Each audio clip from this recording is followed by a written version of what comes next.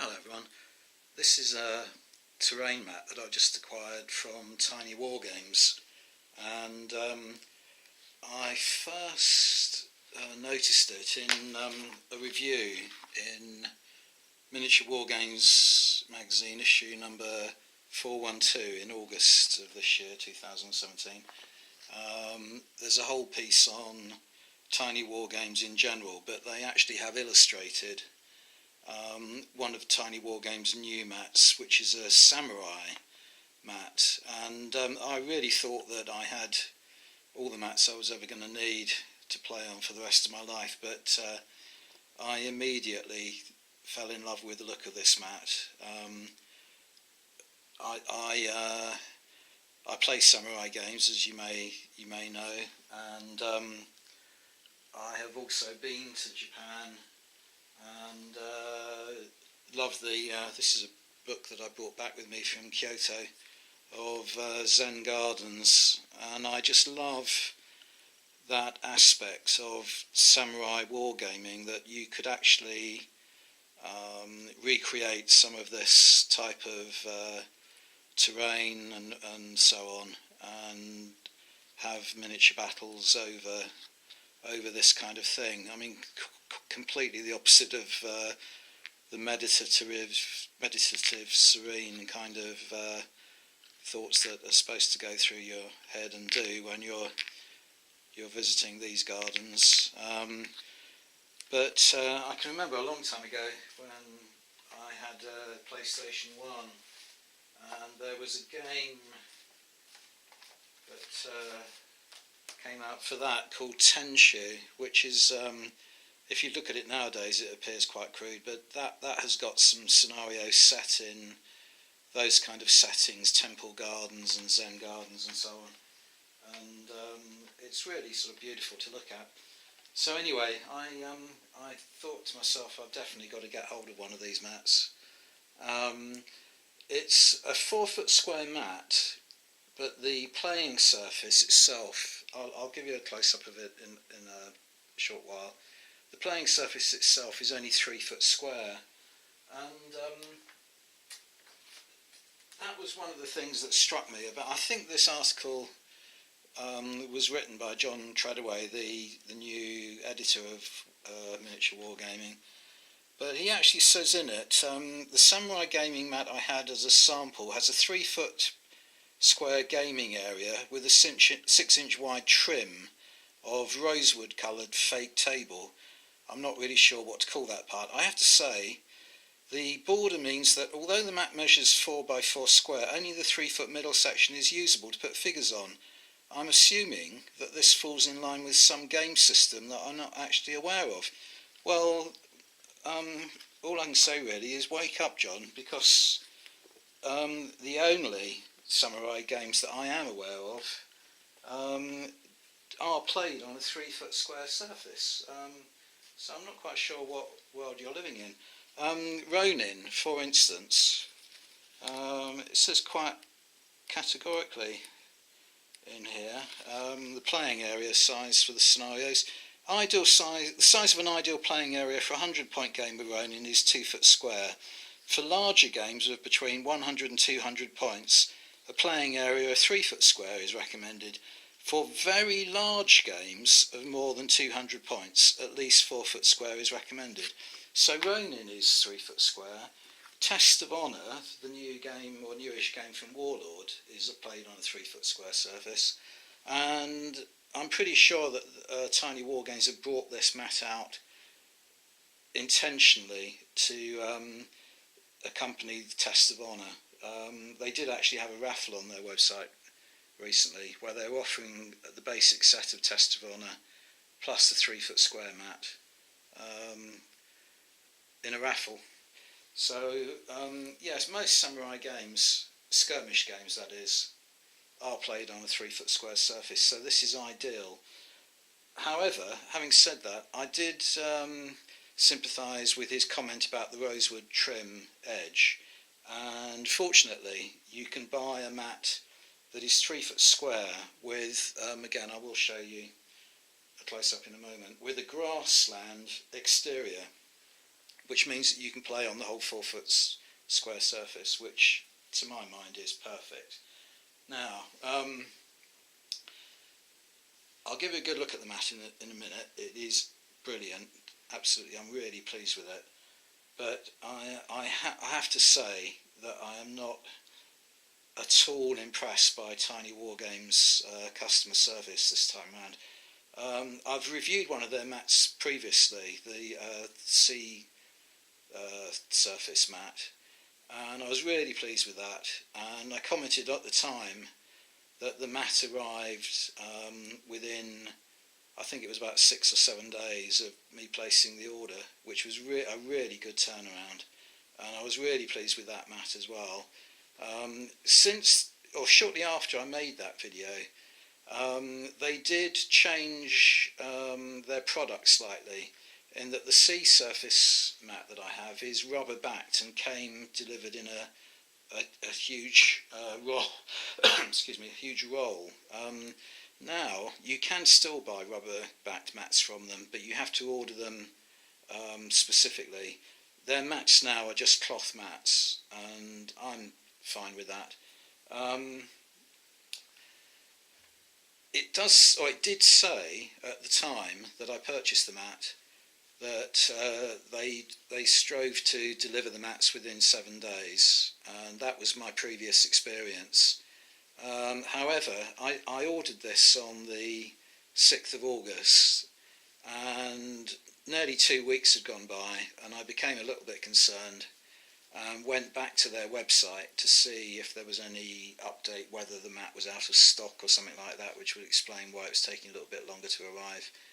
And it said on the website, all orders are being processed, please bear with us, or something like that, and make allowance for the holiday period. Now, okay, yeah, that wasn't too bothered about that. As I say, I thought 7 days was an exceptionally short time to deliver a product like this. But why put on a website that you can deliver something in 7 days when you can't? It's a bit like saying we deliver these mats within 7 days, except when we don't. And to be fair to them, they have withdrawn that statement altogether now from their website, as far as I can see. So I don't think you can expect to get your mats delivered within a week if you purchase from them now, and they're not claiming that you could do. So that was my first small criticism of them. It got a lot worse than that, though, unfortunately. After 2 weeks had gone by, I did receive a mat, and it wasn't the mat that you're looking at now. It was this mat here. Now, you might think this is an identical mat, but it's not. This mat is a 3-foot square mat with no border to it. The mat I purchased was priced at £39. This mat was only £30 on the website. So I had paid £9 in excess for this mat, and I wanted a 4-foot square playing surface. So I emailed them straight away, and Richard Bailey, who I think runs Tinywargames, does respond very quickly, but his replies, he must be using a smartphone or something like that, texting, I don't know. But his replies are always a little bit terse and abrupt, and he just apologised and said that he would send the correct mat out. So not only had I had to wait longer than I was expecting, but again I was going to have to wait a longer period for the correct mat to arrive, and no instructions on what to do with the mat that he'd sent in error. Was he going to pay for the postage for it to be sent back? I didn't see why I should have to pay for it, as the postage would have been another expense that I would have had to pay when it was Tinywargames error. So anyway, at that stage I was thinking, well, if he's going to send it as soon as possible, which he promised he would do, hopefully I could expect to get the replacement mat within a week. But over 2 weeks went by before I received a second mat, which wasn't the one you're looking at. It was this one, and this is the correct size, 4 foot square, but it's got the rosewood trim. Now, I had ordered the one with the grassy exterior, the grassland trim. I had made it very clear on my initial email to him when I had informed him about the 3 foot square mat that I'd received, that I had ordered the grassland trim, and I specified the green grassland trim as the request for the replacement that he was going to send me. So there was no excuse really for getting this, and this is now a month after my initial purchase, remember. So I emailed him again, and again got quite a sort of terse reply, apologising again, saying he would send me the correct one, and it's finally arrived today. So I ordered it on the 6th of August. Today is the 16th of September, so about five weeks or so, 5 to 6 weeks. And now I have had to have an exchange of emails with him about what to do with these 2 other mats, because again, with the second one that arrived, he hasn't told me what to do. So we've now agreed that I will source an envelope or a jiffy bag, post them back to him, recorded delivery, and he's going to reimburse me via PayPal. So I'll let you know if what happens about that. But anyway, that's most of the negative things out of the way. So I'll give you a close-up of the mat surface itself now, so you can see how beautiful it is. Okay, so starting in one corner, this is the edge of the 3 foot square area, and this is the trim, and you can see immediately that this is a perfectly decent area to place figures on and to play games on, unlike the rosewood trim, which is meant to look like the edge of a Japanese table or something like that, give it a bit of atmosphere, so you could only play on the inner 3 foot square. With this mat, this particular mat, you can play on the whole area. I've got it on a table with one of my older mats on there, so just so that the table surface, which is a bit scruffy, doesn't detract from the mat itself. But this is the edge of the 4 foot square, and this is the edge of the 3 foot square, and the outer trim is fine. And what I'm going to do, I have got some walls, not enough at the moment to enclose the entire 3 foot area, but I'm going to acquire enough walls to surround the whole area and make it look like one large sort of temple garden or something. Okay, so there are various paths and streams running through the garden. In a way that might look a little bit unrealistic. That's not a problem, because you just put a gate here and it's fine that the gravel path doesn't start until the inside of the garden.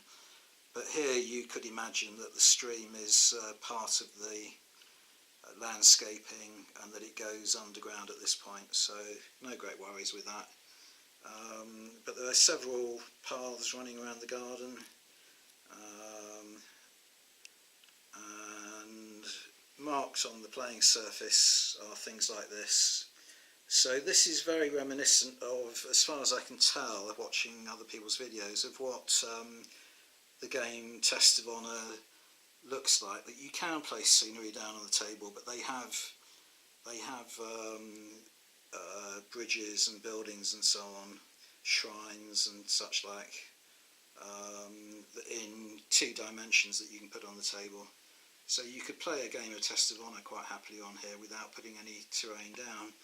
But what I'm going to do is put some of my own terrain over these spots, and it should look fine. And then if we wander down, this is a lovely little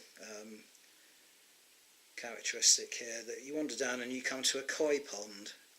So it's actually depicts all the koi coming to the surface to feed and so on. There are other ways across the pond, stepping stones and so on, so that you could go across to a little island there. back around here. In this particular spot here, there's an outline of a building. That would probably be something like a tea house or something like that. So you could either just leave that open like that, or you could put a building on it. And the path goes right way round the mat, various exits at different points on the table, and the stream winds round as well. There's more koi in the pond there. Lots of little shrubs and so on that you could represent if you wanted with bits of flock or terrain that you've got. And then here, coming back around to this side of the table, there's an outline of a Zen garden, which I really like as well. I often thought it would be fairly simple to model something like this, but never got around to doing it. But yeah, I really like that. And more or less in the centre of the mat is this planked area here on a kind of stone foundation. So you could either leave that open, or you could place a building on there, such as a temple or the samurai house or something like that. So what I'm basically trying to say is that the mat is fine just to play on as is, but you can enhance it by putting your own bits of scenery and terrain on it. And yeah, I mean, it is so nice, really, really nice, and such a shame that my kind of experience is marred really by the anxieties of having to wait such a long time, and the added problem of having to post the two incorrect mats back to them. And I'm sure I will get reimbursed for the expense, but you know, it's all kind of hassle that I could do without really. It's not put me in the most relaxed state of mind, unlike my visits to the real thing in Kyoto. Yeah, so what I'll do in a moment. Oh yeah, sorry, I should say as well, one other thing, that one other small criticism I do have of all the mats now, that they are no longer rubber backed, is that they do say on the website that they are washable and ironable, and you can probably make out here, I haven't ironed this, but you can probably make out there are some minor creases that are going to come out quite easily. But if you're going to say something is washable and ironable, you should really give some kind of care instructions, and there aren't any. No indication of what temperature to wash them on. To be safe, I would have thought iron the reverse side as well, but nothing like that. Personally, I don't think I would risk putting this in a washing machine. Maybe if a disaster happens, someone spilt wine or something on it, or tea, but yeah, I personally wouldn't want to put this in the washing machine, especially not without some kind of care instructions. But anyway, yeah, next up I'll put some figures on the table and show you what a game would look like. I'm not actually going to play a game on it at the moment, but give you an idea of what it looks like with some terrain pieces on it.